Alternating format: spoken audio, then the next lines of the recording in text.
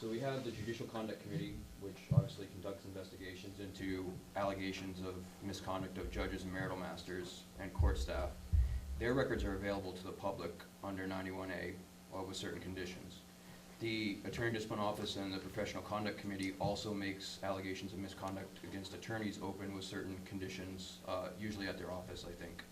The GAL board, however, has refused to release any complaints ever filed in the history of the GAL program in the state, and cites that the Attorney General's office has concurred that they don't have to release those records.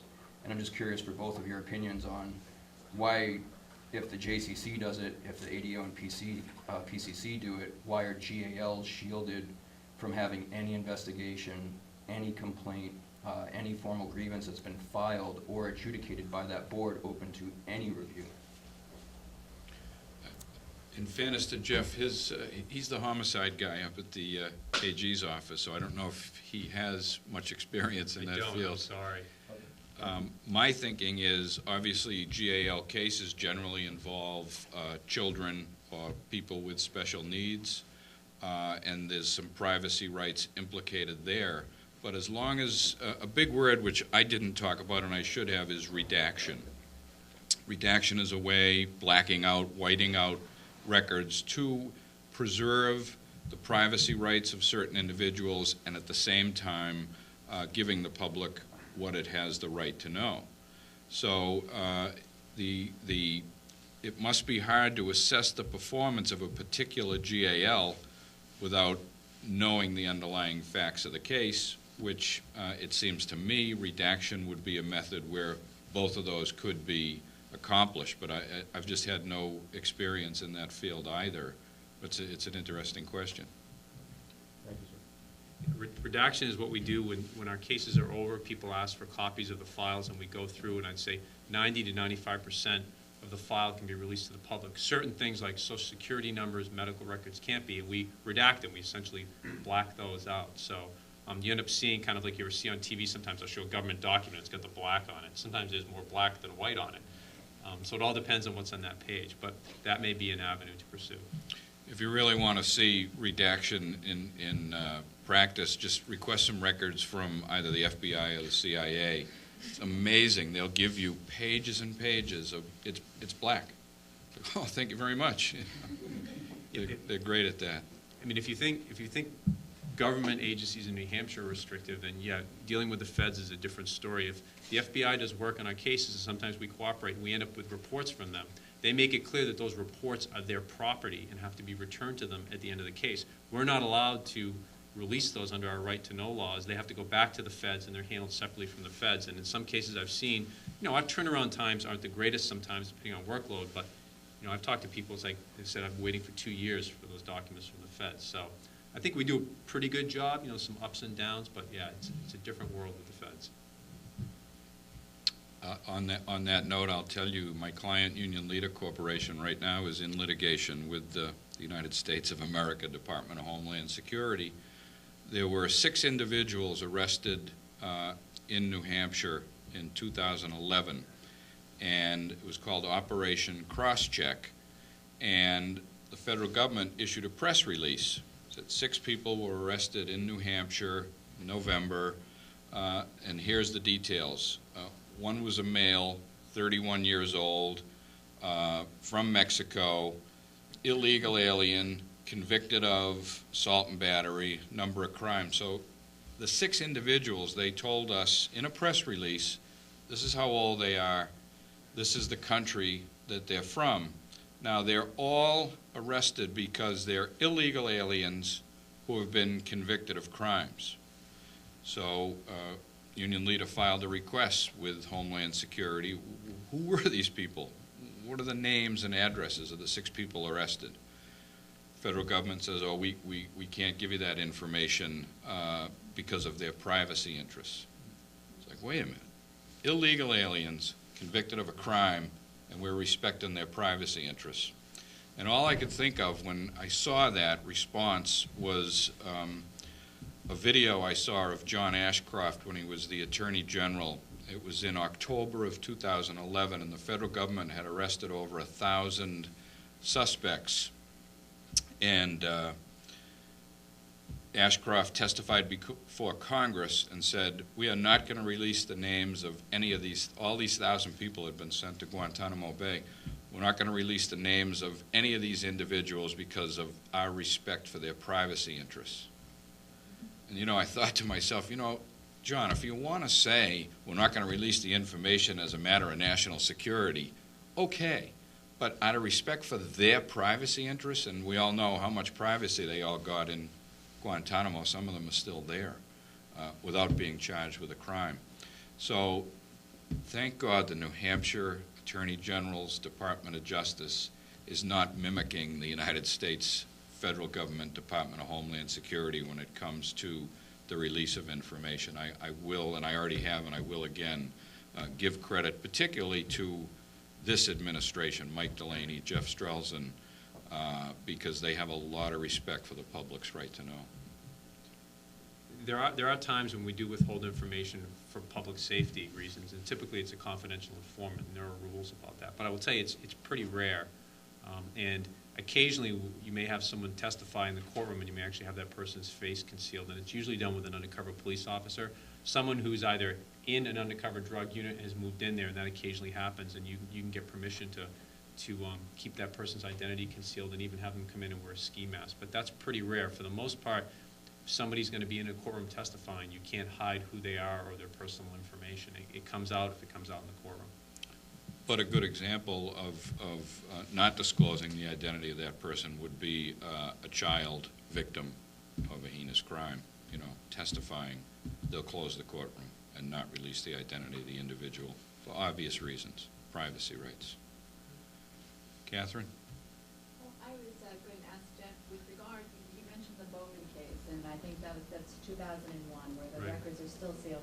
Are there other examples, or not examples, but real cases where you mentioned the limited window, but where that window has gone on for years, where you have cases still sealed? Maura Murray. Yeah. Yeah, Moore Murray case. You know, there are probably not a lot of them because usually we can't generate search warrants in those cases. You know, they're only sealed records if we can generate search warrants. I mean, there are a lot of things that we do that don't require search warrants, or we don't have probable cause to get a search warrant. So the number of those cases are pretty limited where we're actually able to get enough probable cause to get a search warrant, or needed to. So there are a pretty limited number of those cases. But yeah, Moore Murray is one of those other cases. Are there any longer than Than Bowman? No, I can't think of any. Because that would have been about, yeah, because I came to the office around 2000, so that's the only one that far back that I can think of.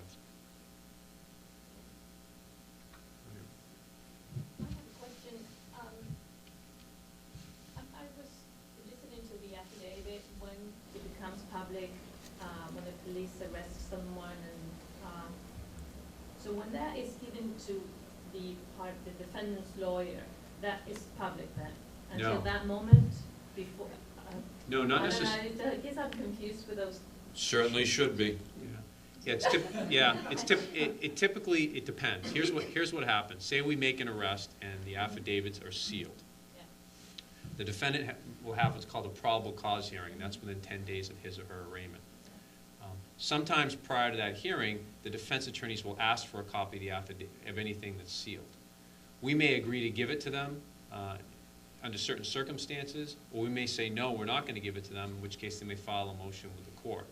So it's possible that they would get that affidavit through us or through the court, and it would be limited to just being released to them and not the public.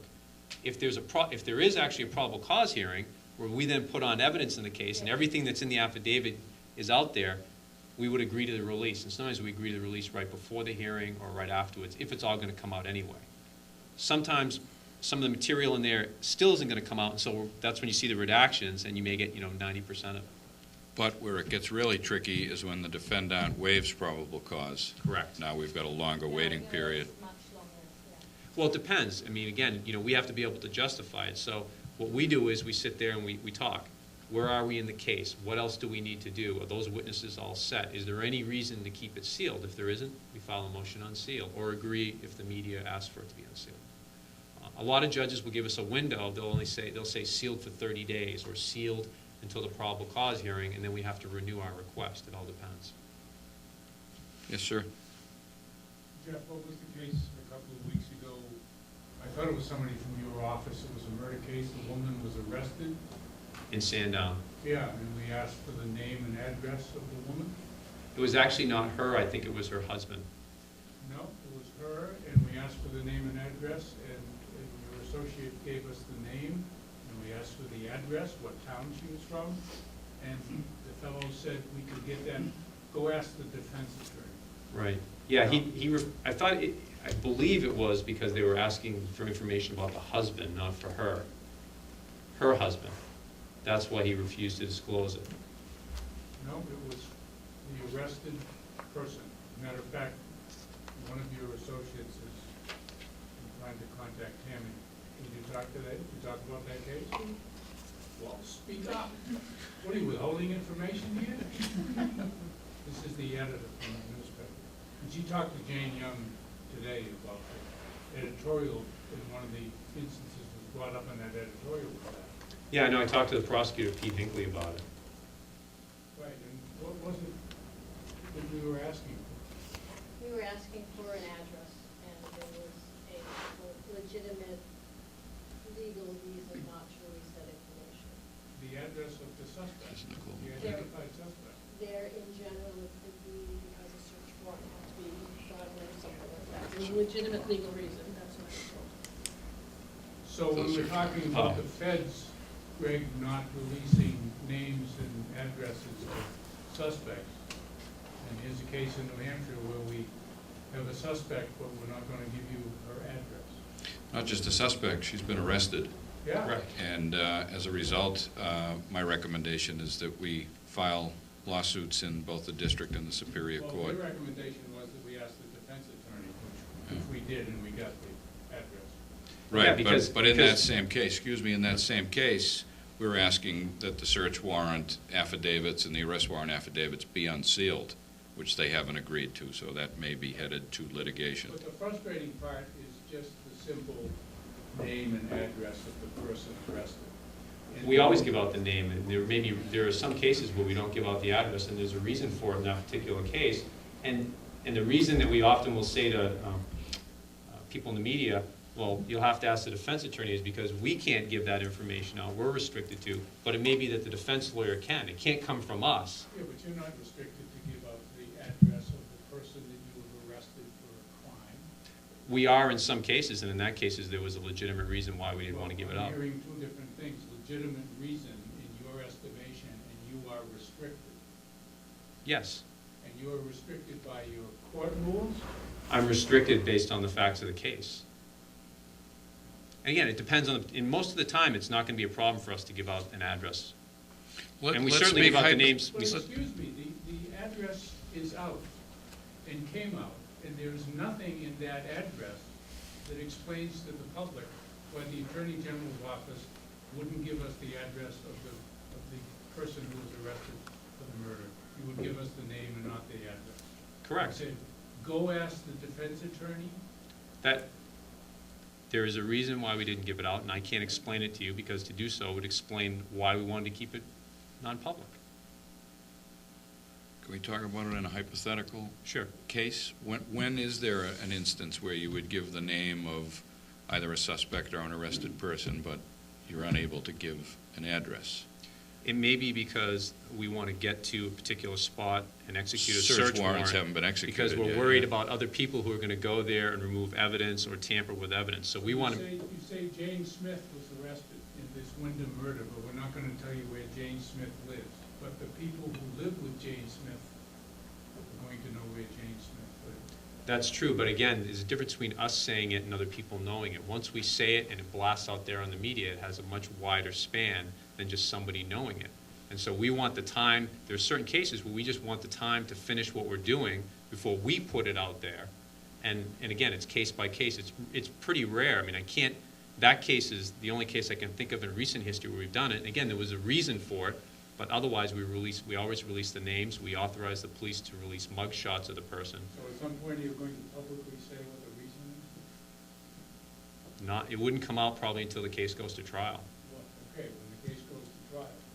It may come out then when an investigator testifies about what we were doing during this process. page.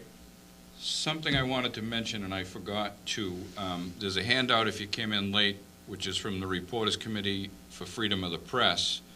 But the Attorney General's office on their website also has a memorandum on New Hampshire's right to know law. And it's an excellent guide on all of these issues. And it's a PDF. You can click on it and print it. And I would have done it for all of you, but it's 128 pages, so I thought I'd let you all get your own. Most of it is blacked out. No, none of it. Yes, sir. None of it's blacked out. Thank you for being here. When a public official emails another public official, 1-to-1 or 1-to-2, is that exempt from the right to know law? Yeah, if it's a private, they have the right to communicate privately. You know, it may be about government business and it may not be. It's when they meet as a quorum that the information becomes public. But what the law does not allow them to do is circumvent the spirit of the law by what's called sequential emailing. You know, one emails the next, and he emails the next, and she emails the next, and now they all know how they're going to vote tomorrow night. That would be a violation of the right to know law. But certainly they have the right to communicate with each other privately. How about this gentleman? After you, sir. Yes, sir. I may be getting myself in real trouble for saying this, but I was told that anything that is transmitted on the legislative email system between members of the legislature or Republican members of the legislature was subject to right to know. And I was told that people could come in and request, and make a request. I think that's right. I had said earlier, any documentation, and that includes electronic communication, that does concern governmental business, the public does have a right to know. So what I was saying, they have a right to communicate privately, but indeed, if it is about government business, then and someone requests it, yes, they should be able to get it. That's why you get a lot of emails being deleted. Right. Sorry to interrupt you. How about if a constituent emails a public official and he or she emails another person about that constituent's complaint? Yes, public record. Very, thank you. What avenues are there for redress if someone's exhausted, say the district court for right to know request, potentially the Superior Court, they've heard the case on appeal, they've both denied, or the Supreme Court reaffirms the trial court, and then in our state, where do we go with that? If you just feel, or an agency feels, we really have a right to this information, it's been denied by the Superior Court and the Supreme Court, what are our recourses? Well, theoretically, you'd have the right to appeal that to the United States District Court. If you're talking about a fundamental liberty right or due process of law that's being deprived, the federal court can address that, all the way to the Supreme Court of the United States. And they wouldn't tend to say that that's a state issue, we're going to leave it alone. Like with a lot of marital matter cases, the federal courts tend not to get involved. Exactly right, but if it is a fundamental due process or liberty that's at issue, they will get involved. Thank you. Yes? I have a question about HIPAA and what it's supposed to protect. I was working on a story where city funds were used to purchase like fruit baskets or gifts for people that were sick, and the recipients' names were black or redacted, I guess, because they wanted to protect them under HIPAA. Does that apply there? I just don't know how extensive that. I don't think that's necessarily HIPAA, but it may very well be a legitimate privacy claim, because knowing who the recipient is of the basket isn't going to shed light on the government's performance. But I'm glad Joe's out of the room, because he's going to say, wait a minute, if all the people who got the baskets were the cousins of the city councilors, maybe there was something nefarious going on there. So, again, one thing I've learned in the law, every case turns on its own set of facts. So if you have reason to believe that the names are being redacted because there was something untoward in the awarding of the gifts, then you're going to push the issue. But it wouldn't fall under HIPAA. No, HIPAA is medical information that's transmitted electronically. That's what HIPAA protects. And we get that a lot from police departments and fire departments. You know, they respond to accident scenes and they're trying to get information and they say HIPAA. Well, unless, the police officer is a EMT paramedic and the billing for that service is communicated electronically, then maybe HIPAA, but generally not. HIPAA's really overused, I believe, by government officials. There's a pretty good website. The federal government has, Department of Health and Human Services has a whole learning guide on HIPAA and what it does cover and what it doesn't cover. I've been reading it. Yes? I have two things. Back to the email, and I'm from the city of Manchester, and most of our aldermen have their city email on the city site where we have control and we get freedom of information and subpoenas or whatever. But we do have a few who still have their own. And they're elected officials, so I can't really tell them that you can't, it's that kind of thing. So you've got this small group that it's not in the public record, it's in their own personal record, it's out at Yahoo or Gmail or whatever, and where does that come in? Well, If they're communicating. if they're communicating about their public duties, That's what their email address that's out on the website for their constituents to access is their Gmail or somebody's, whatever account, it's not if it's someplace else. if it's a communication Yes, about governmental business, yes, the public has a right to see it. yes. So that goes back to them, the city. Ultimately, I would say to them, because who in the city is going to say, let me look at your private email account? Right. But there's someone on the other end, presumably, of that email, too. Right. And going beyond that, social networking. We have some social network sites. That is something that's out in the public and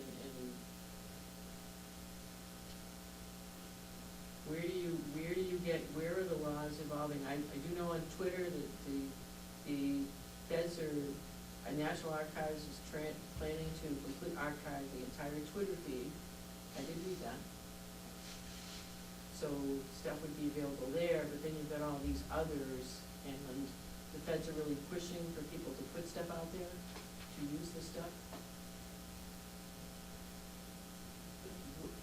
How do we comply with, I'm looking at someone who's trying to comply, and what kinds of things are gonna come at me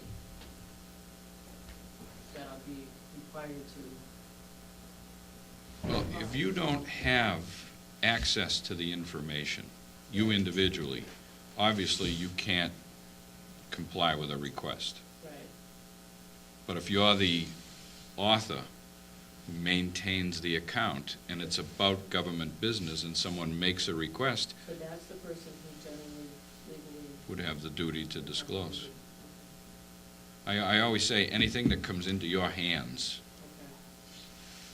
Okay. Can I follow up question on that? If an elected official has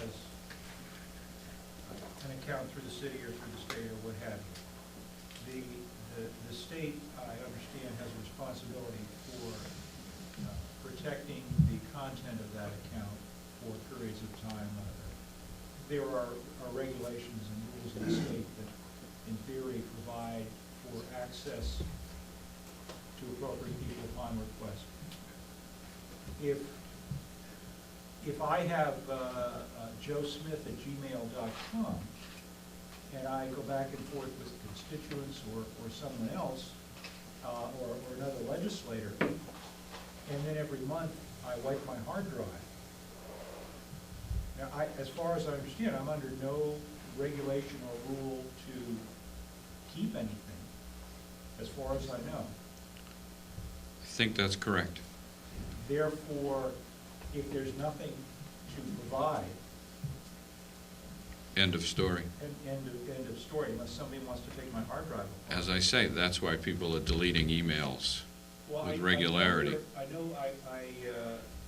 do understand there are a number of people in the legislature, some people in the legislature who do not use their legislative email account, and there's no requirement to. They use a private email account. And But just well, I think I'll just stop right there. But just because they've deleted it on these, they're out there, and that you can, Google has them for a long time, Yahoo has them for a long time. So just because you deleted them, they're out there. But it has to be a governmental Yeah. official who Yeah. has custody before you have a right to demand release. Yeah, Tammy? I have a question for Jeff, because he has a lot of questions. You've had plenty. I got plenty today on other stuff, don't worry. It has to do with social media. It Yep. made me think, how is that affecting your job with the amount of stuff that people are, I mean, someone gets murdered. We go on Facebook, we go on Twitter, we go on whatever, and people are throwing things all over the place. Tons. and We're getting information. How are you guys dealing with that? We are. It's surprising sometimes what we learn from Facebook. You know, it's become this evolving creature, I'll call it, because, you know, even 5 years ago, it was pretty much non-existent in our cases. And now it's just becoming more and more prevalent. And, you know, there have been times when defendants' family members are going on Facebook, posting things, and then they're like, oh, my brother told me to stop posting this stuff. You know, his lawyer told me to stop posting this stuff. And I have to say, the police officers have gotten very adept at going on and checking this stuff and culling it for information. But it cuts both ways, because the defense attorneys go on and they look for stuff about our witnesses and use that to try to learn things about them and impeach them. So, you know, we actually were having this discussion today in our office about the issue of Facebook, and that, you know, people, they think this stuff goes into the ether, you know, that it's gone. And, you know, people think with text messages, you know, well, those things are gone forever once I delete them. That's not true. And I don't think people have any comprehension for how much stuff is floating around out there about what they say and do. And we were talking about the context of, you know, we did some interviews recently with applicants, and, you know, sometimes you go and you check that person's Facebook account and you're like, oh my God, I can't believe this person just said that. We don't want them in the office. And, you know, I think there are a group of us who are kind of older who, you know, you may have a Facebook account and you know, I go on there to keep in touch with friends and see stuff, but I don't post anything on there. And, you know, part of it is I don't want much of my information out there in the public because of what I do, but I'm amazed at how much people share about their activities. And I'll give you a terrible example. Last fall, we had an officer-involved incident in Pelham, New Hampshire, where a guy had beat up his girlfriend in Massachusetts, and he gets in a high-speed pursuit with the police. And he drives up, and he ends up in Pelham. And he's surrounded by police officers. And he gets out with a gun. He's got a gun to his head, and he's threatening to shoot himself and shoot the officers. And this standoff ensues for about an hour and a half. And at one point during that standoff, he keeps the gun to his head, and he reaches into his car, and he gets his smartphone. And he posts on his Facebook account words to the effect of, I'm about to get killed. That's a dumb phone. And he ends up provoking the police into shooting him. And, you know, we all talked about that, like, oh my God. In the midst of all this, his thought was, and you look at people's Facebook accounts are like, I'm at the gym, I'm at the grocery store, I'm going here. His thought was, hey, I want to post I'm about to get killed. And I just give that as kind of the extreme example that it's a generational thing, I think, more of anything, that people just feel this need to share everything out there, but they think it's a limited audience. It's not. And so we in law enforcement have ways to get this stuff, even when people think it's secret, and it can be useful, but I will say that most of the time, it's actually not useful. It's informative, but not useful. Do you have problems with people putting, you know, that information that isn't supposed to get out there, they're putting it out there? We haven't had too many of those problems, but I've read cases where it's a problem with jurors. And now we ask for, I think both sides are, but we certainly ask for jury instruction to jurors, advising them they're not to post anything on Facebook or anything about their cases, because there have been cases in other jurisdictions where there are mistrials because people are going on there, jurors are posting about their experience. And so it's an evolving issue, and, you know, I think we're always one step behind in dealing with it. So sometimes it's moderately helpful in our cases, sometimes it's moderately problematic. Usually it's just innocuous and more of, you know, we end up going, oh my God, I can't believe they put that on there. Sir? A follow-up question on the questions about emails that may or may not be in private accounts by public officials. Where does a member of the public go to request that? Does the member of the public go to the alderman and say, I'd like to see your emails? or to the city solicitor, or to, where does the person go to try to get that information? Well, I would go to the city clerk, to the alderman, to the solicitor, you know, it's the shotgun approach. Ask them all. Only 45 cents a pop to put it in the mail. Or electronically, it's free.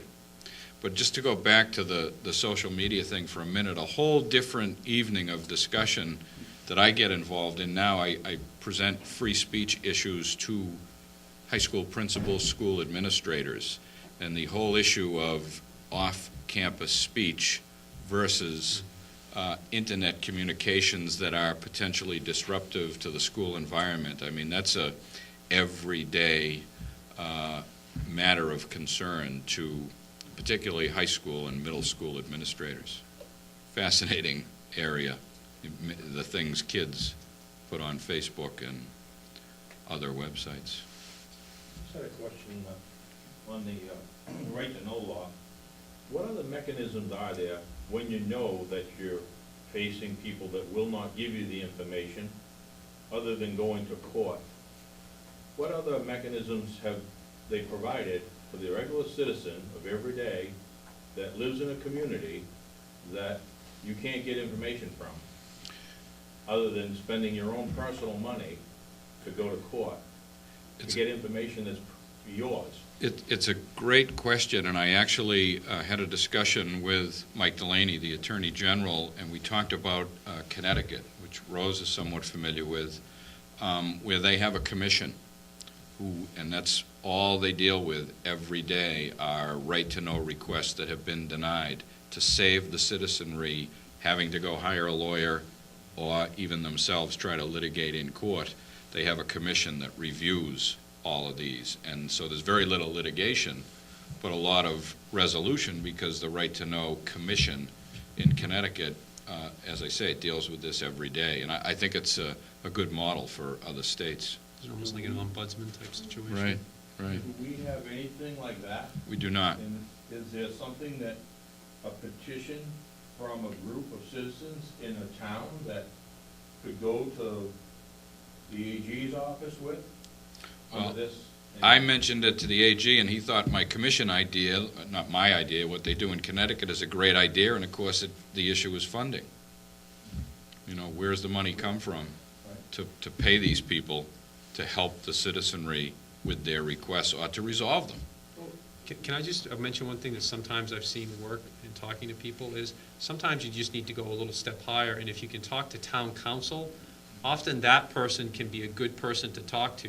And again, I know you shake your head, depends on the town, depends on the council, but sometimes that's helpful in some cases, that if you can kind of get beyond that person, talk to the town's attorney, that I know people have told me that that's been successful. No question about it. I do that in every case. When I'm not getting something I believe we have a right to get, the first thing I do before I'm going to file a lawsuit, I say, who is your town council? Who's advising you?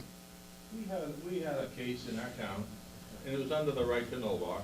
It started under the right to know law because we were requesting information on our budget. And we found that the budget was overspent several times over the course of 33 years by an individual that was a selectman for 33 years. And we decided to take this body to court for overspending the budget. It was found in court by the judge that they said they didn't know they couldn't overspend the budget of the governing body. So naturally, we figured we had a slam dunk. We spent $5,000–6,000 personal money. And when you brought up the attorney, which is this is another very good point, the 3 individuals, you had brought up 5 individuals, we happen to have 3 individuals for selecting in our town, and they took a vote, one evening I was there, to have the town attorney represent them for a law, as you would say, overspending the budget is against the law. Maybe, I don't know, I'm not an attorney, but it certainly isn't right, to represent the 3 selectmen against the illegal act that they did against the town people.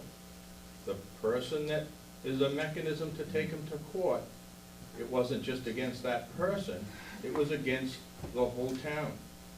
Yet they hired the town attorney to represent them. And I asked the town attorney a question, don't you feel that this is a conflict? Here you are representing the 3 selectmen that committed the illegal act of overspending the budget. Where do you lie when it comes to if the citizen won or if the 3 selectmen won? He wouldn't answer me that question. But we also got a letter from the 3 selectmen questioning whether they had to give us the information under the right to know law. So, you know, I like all the laws. I think they're all great. But there's a dead-end street for the citizens that are out here that find these things. Right to know law is great. I think it's great, but where do you go with it? Attorney General's office? Nobody gives you the rest. It's like drive down the end of the road and the sign says dead end. I think it's great, but we need to go further. If we're gonna push this right to know, I think it just has to go further and helpful to the citizens. That's just my thoughts. Yeah, I will say my personal experience in the years I've been litigating these issues is the Superior Court judges here in New Hampshire do a great job of respecting the public's right to know, and so has the Supreme Court. It's been a real light at the end of the tunnel for me. It wasn't that way 34 years ago when I started practicing law. You know, you did run into dead ends all the time. But as the right to know law, everyone became more educated, and when they didn't comply with the law, we've had many cases on behalf of my clients where we've received the information as the result of an order from the Superior Court, and sometimes you have to go to the Supreme Court. In a case like a right to know law, just an average right to know law case, what would that cost? Kind of like saying, how much does an automobile cost? You can get them for $100 and you can get them for $100,000. I always say to anybody, just throw it on average. I'm not looking for the Cadillac, I'm not looking for the Volkswagen, maybe something in between. Just, nothing I'm gonna hold you to, but I'd just like to know, because once you decide to do this as citizens, it's your money fighting to get your, as you've said tonight, your own information. So it's kind of like, you put it on the scale, and you say, well, is it really worth it to me personally? Or is it just something?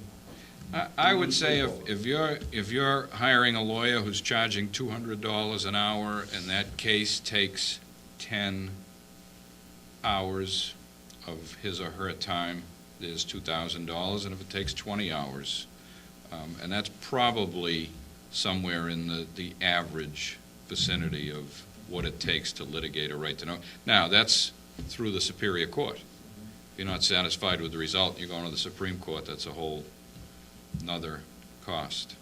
I do understand that they now have allowed you to get your money back if you do win the case. That's correct. And I think that's a great thing.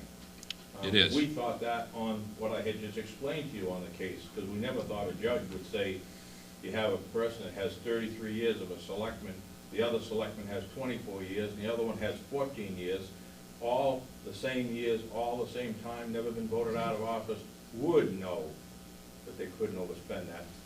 But that's a different issue than the right to know. If they withhold documents that you have a right to get, and the court rules that they should have known those were public documents that should have been disclosed, you will be awarded attorney's fees, and that is a great new segment of our law. Thank you very much. Thank you. Kathy? With regard to that question, you can, just on the right to know aspect, I don't know what the charges are, but you can file a motion as a citizen, and I think if you go into a courtroom and ask for that information, even though you're not a lawyer, I think that's been happened before, because you were the person who signed the motion. No question about it. So you could do that, just fill out the motion. And the clerks are generally pretty helpful as well. Which town? Bridgewater. Bridgewater? You want to come investigate that? Can you give me your information? Absolutely. Tammy's working. Yes, sir. Law is definitely constantly evolving, and we've seen that as our country was founded to the present day in some landmark cases. There was one juvenile case in 1967, and that SCOTUS decided, and all of a sudden juveniles now were allowed due process and representation by counsel in juvenile proceedings, but before that they weren't, routinely. And I'm curious where we stand, in your opinion, with our right to know law. And are we in a nascent stage? Are we doing great? We're like 75%. We could improve 25% more. Where are we going to go in the future? And what should we be doing as citizens to advance, however far we need to advance, what we have for current law? I think we're doing extremely well here in New Hampshire. And what has happened, and Mrs. Loeb, who founded this school, this was one of her hopes and ideas, was through this school, and we've presented many seminars here. This room's been filled with public officials. And most of the time, historically, when they weren't giving the information they should have been giving, it was nothing sinister. They just didn't know and understand the law. So I will tell you from my own personal experience, we are light years today from where we were when this law was first passed. I'm very pleased, as I said, particularly with the courts, Superior and Supreme. I think they've done a great job. But people have to keep bringing the fights in order for the courts to make the right calls. Your rights are being not respected. I think as a citizen, you have the duty to fight for those rights. If there's no further questions, yes, sir. When you ask for the right to know law, I've been told I have to put it in writing. I've read that right to know law, and it doesn't say it has to be in writing. No, but it's definitely the way to go. No, I tell people all the time, they call me up, I ask for information, they wouldn't give it to me. I said, did you put it in writing? They say, no. I say, put it in writing and make a copy for yourself before you submit it, because then you can prove that when you submitted it, put the date and time on it, make a copy, submit it. They have 5 days to give you the records or to give you a reason why they're not giving you the records. So yeah, always put your requests in writing, absolutely. It also provides clarification, because if we have people sometimes who call us up and, we're not really clear what they want. We say, our policy is to ask for it to be in writing so that we're clear exactly what you want, and also then when we provide the records to you, you can say, oh, that's not what I asked for, this is what I wanted. So, and also it's just to keep track as far as timing on, when this stuff is due to the person, and to make sure that we respond to it. And the last thing is sometimes we get multiple requests, and that way we can say, oh, if somebody asked for that a month ago, we can get you that stuff, we have it on file. Would it be acceptable to say, if you put it in the minutes of a meeting, like we have a selectmen's meeting, and if I was to go there tonight, and they have 5 days from tonight, if I was to say to the secretary, if you put it in the minutes that I'm requesting such and such a thing, you would consider that? No, I would recommend that you put it in writing and keep a copy. Thank you. Well, thank you all for coming. I think there's more pizza and salad over there. And if there's no further questions, I think I'm going to have some. Thank you.